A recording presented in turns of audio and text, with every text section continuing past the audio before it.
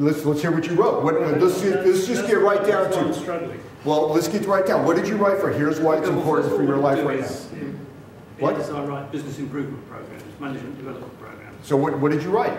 And you're going to be difficult all weekend, aren't you? Just the text. Just bullet 3, okay? Yeah. Bullet 3.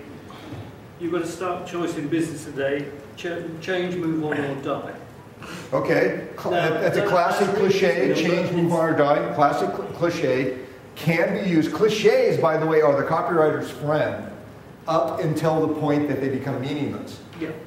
So a lot of copywriters, my good friend Gary Howard, made a living off of using the right cliche or twisting it just enough so that you got the startle reflex and it woke them up.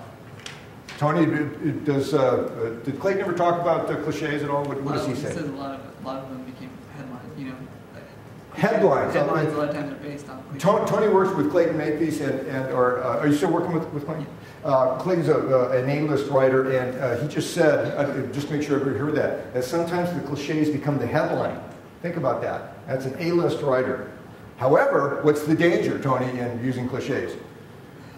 When they're overused, people become conscious of them, and it takes them away from being immersed in the ad, and they become aware that they're being pitched something or written to. What Tony's saying is very important. When you guys get into the groove of writing good stuff, you're going to take the reader into a transitory state where he will be awake, yet receiving and retaining information. He's going to be in a zone that he may not have been in before if this is the first time he's dealt with direct response. By direct response, I mean the whole business of saying, I have something for sale, you can get it by directly responding to this ad and we'll send it to you. That's what direct response means, and that's what this whole business is about, okay? Direct mail is a subset of direct response.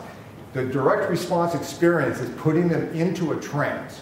A wakeful trance, different than the zombie trance most people are in, the somnambulant state of people who just walk through that white buzz state of white noise where they don't notice who's next to them, they don't know where they're going, they don't know where they've been, and when they hit midlife, the big problem they're going to have is, what does it all mean? You can solve all of these things with products, with information, with stuff, and you're going to take people and change their lives. So it's what John was talking about is really the crux for almost everything. If you sell nails, you're actually going to change somebody's life.